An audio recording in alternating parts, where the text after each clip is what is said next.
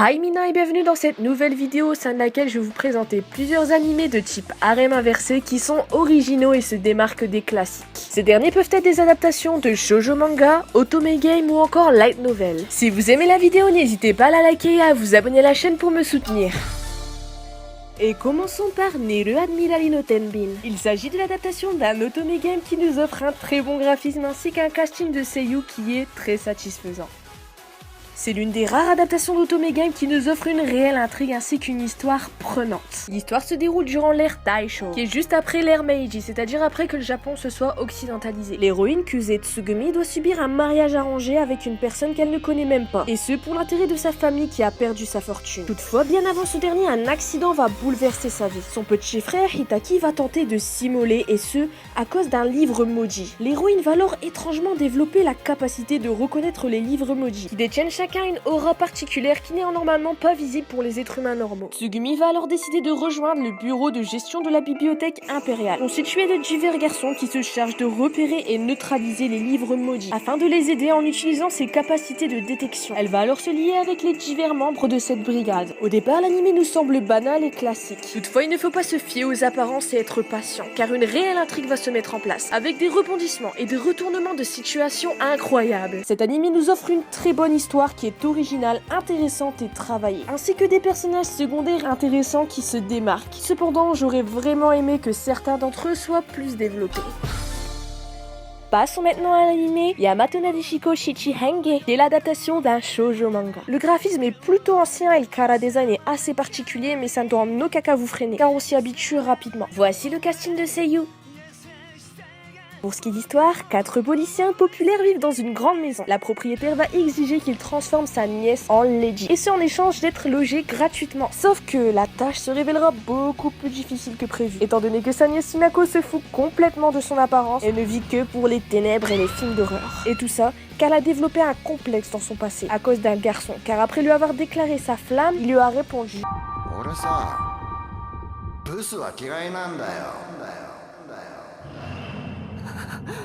Donc pour elle, autant ne pas faire attention à son physique, comme ça on est tranquille, on ne se compare pas aux autres filles. La vie est alors beaucoup plus facile. Toutefois, les garçons seront déterminés à la changer et mettront tout en œuvre pour ça. Cet animé nous offre une comédie exceptionnelle, il casse tous les clichés du genre avec des situations tellement absurdes que ça en devient hilarant. Il est vraiment à mourir de rire. On a une héroïne qui est forte, indépendante, imprévisible, qui peut se montrer cool et charismatique, mais aussi complètement délirante. Chacun des personnages a sa propre histoire, ses problèmes que l'on découvrira au cours de l'anime. Ils finiront peut-être tous par s'attacher à Sunako et l'accepter telle qu'elle est. On peut voir l'anime aussi comme une parodie de tous les clichés classiques qu'on retrouve dans les harems inversés, comme par exemple les héroïnes nunuches. D'ailleurs, je vous conseille aussi le manga qui nous offre des dessins magnifiques. Je tiens à ajouter qu'il existe une adaptation en drama japonais, même si je vous avoue que je suis pas fan du casting des acteurs et des modifications scénaristiques.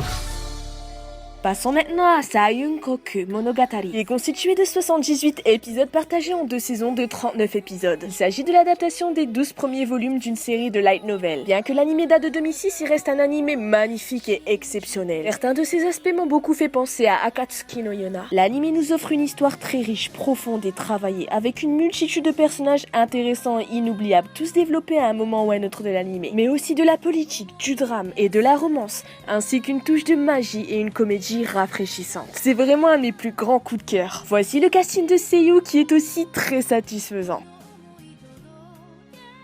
L'histoire se déroule durant une dynastie chinoise fictive. L'héroïne, Shurei, est la princesse du clan Ko, qui a une grande influence au sein de l'Empire. Mais elle est toutefois très pauvre et doit travailler pour gagner de l'argent. Shurei a vécu une enfance difficile, elle connaît la souffrance du peuple ainsi que la tragique réalité du monde. Elle s'est donc forgée une grande force de caractère. C'est une jeune femme intelligente, déterminée, généreuse et qui n'hésite pas à imposer ses idées. Mais aussi un rêve, celui de devenir fonctionnaire au palais impérial, ce qui est malheureusement interdit aux femmes à cette époque. Par la suite, un des grands conseillers de l'empereur va lui proposer en échange d'argent de devenir temporairement l'épouse de l'empereur Ryuki. Car Ryuki est connu pour être un empereur insouciant, paresseux. Il y a des rumeurs selon lesquelles il serait homosexuel, ce qui conduira notamment à la création de quiproquos. Notre héroïne sera déterminée à le pousser à prendre ses responsabilités en main, pour le bien du peuple, car elle a conscience de la souffrance qu'il subit dans la misère. Elle rencontrera alors beaucoup de jeunes hommes intéressants et talentueux ayant des personnalités originales. Se demandera alors quelle est la réelle nature de l'empereur qui se fait passer pour un idiot. Toutefois, après sa mission accomplie, parviendra-t-elle elle a réalisé son rêve? Et ben vous le découvrirez en visionnant l'anime. Cet anime est captivant, il nous offre une histoire pleine de rebondissements qui ne cessent de progresser. On est vraiment pris dedans et on se familiarise avec les différents personnages et on s'attache à eux. On suit une réelle évolution de l'héroïne dans la vie active mais aussi sur le plan émotionnel avec une très belle romance, mais aussi de très belles amitiés qui sont sincères et profondes. L'intrigue politique reste centrale, captivante et très bien menée. Cet anime change vraiment des shoujo classiques, c'est vraiment un de mes plus grands coups de cœur et j'espère sincèrement vous avoir donné envie de le regarder.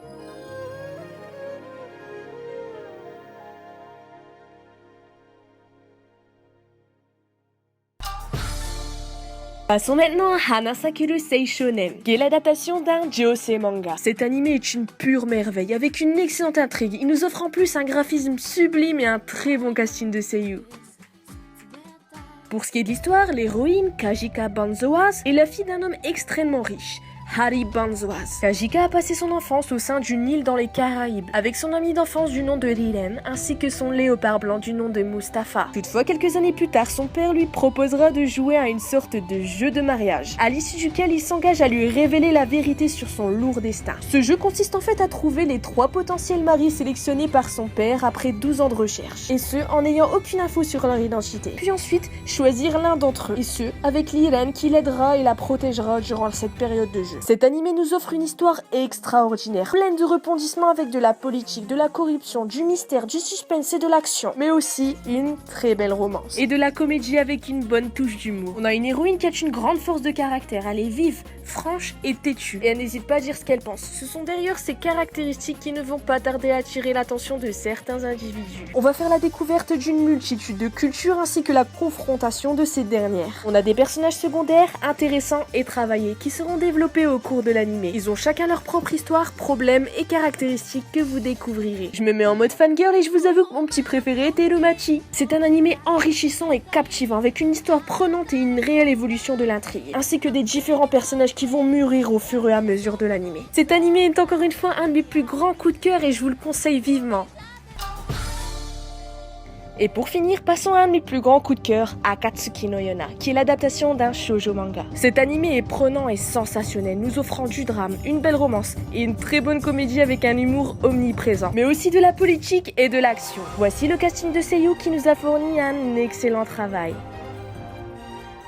On a un très bon graphisme qui est de qualité. Pour ce qui est d'histoire, l'héroïne Yona est la princesse du royaume de Kooka. C'est une princesse superficielle et pourri gâtée, choyée par son père, un roi bienveillant, proche de son serviteur et ami d'enfance, Hake, qui est un grand guerrier. Yona est enthousiaste à l'idée de fêter ses 16 ans avec la présence de Suwon, son cousin, dont elle est follement amoureuse. Toutefois, suite à un événement dramatique, elle verra sa vie bouleversée, qui prendra un grand tournant. Elle va alors prendre la fuite avec son ami d'enfance Hake. Cette jeune fille ignorante et naïve sera alors confrontée à la tragique réalité du monde dont elle n'avait aucunement connaissance. Elle sera alors déterminée à devenir plus forte et indépendante afin de pouvoir protéger ceux qui lui sont chers. On suivra alors une réelle évolution de l'héroïne. Nous sommes inspirés dans un univers fantastique captivant avec les différentes tribus que l'on découvrira et qui sont très intéressantes. Notre héroïne partira à la recherche des 4 réincarnations des dragons légendaires afin qu'ils puissent la supporter dans ses ambitions. On aura alors au fur et à mesure la découverte de personnages masculins intéressants qui ont chacun leurs propres caractéristiques et particularités que vous découvrirez, avec une bonne touche d'humour et une comédie rafraîchissante. On va avoir alors le développement de liens profonds et uniques de Yona avec les différents personnages qui feront leur apparition. Je me mets en mode fangirl et je vous avoue que mon petit préféré était Hake.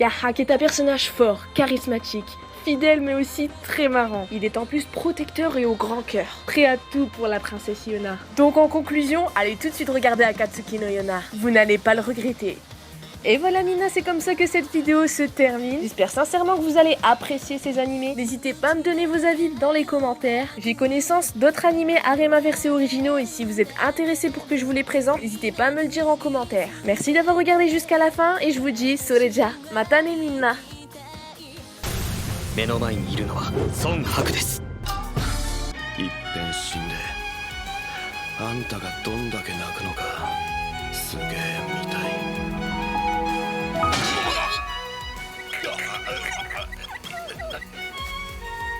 嫌なら避けてください。